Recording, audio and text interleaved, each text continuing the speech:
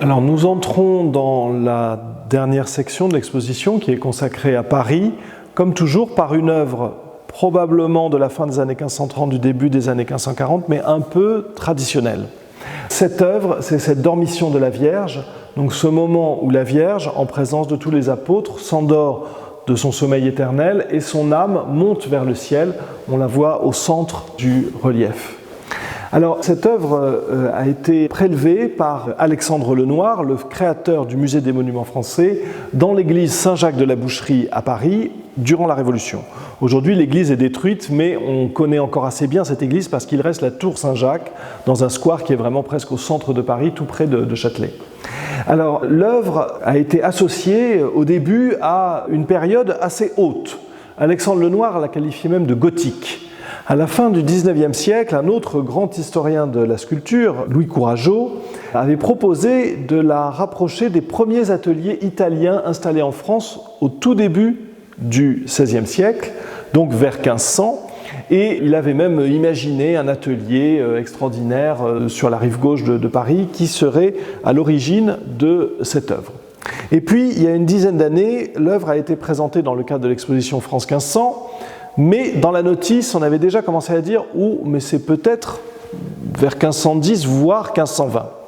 Et à l'occasion de l'exposition, donc ici à Écouen, nous avons fait de nouvelles recherches dans les fonds d'archives et on a pu établir de manière claire que le relief provenait bien de Saint-Jacques de la Boucherie et qu'à Saint-Jacques, il y avait eu des travaux très importants pour une nouvelle chapelle de la Vierge en 1535. Et donc il est tentant de rapprocher ce relief des travaux de 1535. Donc vous voyez qu'il n'arrête pas de descendre dans le temps, et c'est bien la preuve que c'est une œuvre qui a une apparence un peu traditionnelle, ce qui explique qu'elle soit difficile à dater. Alors il est tout à fait passionnant de comprendre comment ce relief est construit.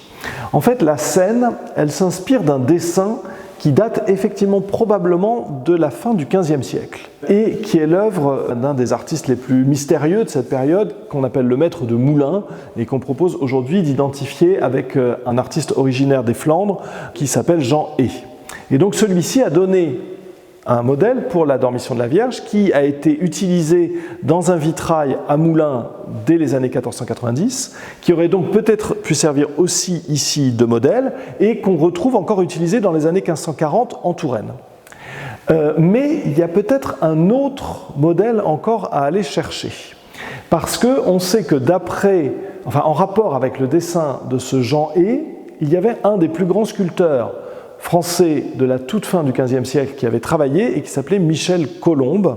Et ce Michel Colombe avait consacré donc un retable à ce sujet de la dormition de la Vierge. Un retable dont on sait qu'il était en albâtre, dont on sait également qu'il avait de la polychromie, donc de la couleur, mais attention, une couleur partielle, c'est-à-dire que tout n'était pas peint, mais qu'il y avait seulement deux couleurs, de l'azur et de l'or, donc du bleu et de l'or, sur certaines parties. Et en fait, quand on regarde de près ce relief, on peut constater qu'il y a encore de nombreuses traces de couleur or et de couleur azur. Très peu visibles dans l'ensemble, mais dans les détails, on les perçoit très bien. Et donc, on peut se demander si ce relief n'est pas lui-même inspiré du relief de Michel Colombe, qui lui-même était inspiré du dessin de Jean Hey. Ça vous explique du coup aussi pourquoi les datations sont difficiles, parce qu'au fond, les modèles, certes, circulent dans l'espace, mais ils circulent aussi dans le temps. Et donc de ce point de vue-là, on aurait une œuvre très caractéristique de ces œuvres marquées par l'italianisme, mais au tout début du XVIe siècle, et pas du tout marquées par l'Antiquité, comme dans les années 1540. Alors, il y a d'ailleurs beaucoup de détails qui évoquent l'Italie, et en particulier la figure de l'âme de la Vierge. Vous voyez que la Vierge est presque nue, elle est entourée par des anges musiciens, il y en a un qui tient une viole, l'autre qui tient une corne, l'autre qui tient une flûte, l'autre une trompette, et cette Vierge nue sur un petit nuage rappelle quand même beaucoup la Vénus de Botticelli qui est en train de surgir de l'onde. Donc effectivement, il y a comme ça des images, des idées italiennes qui peut-être de manière complètement indirecte se retrouvent dans ce relief. Et puis ce relief est également marqué par un goût assez curieux d'ailleurs et paradoxal pour le paysage, parce que la Vierge ici semble mourir en extérieur. En fait, il y a une toile de fond qui n'a pas vraiment de rapport avec la scène et qui est vraiment le lieu d'une vie absolument intense et à regarder de très très près.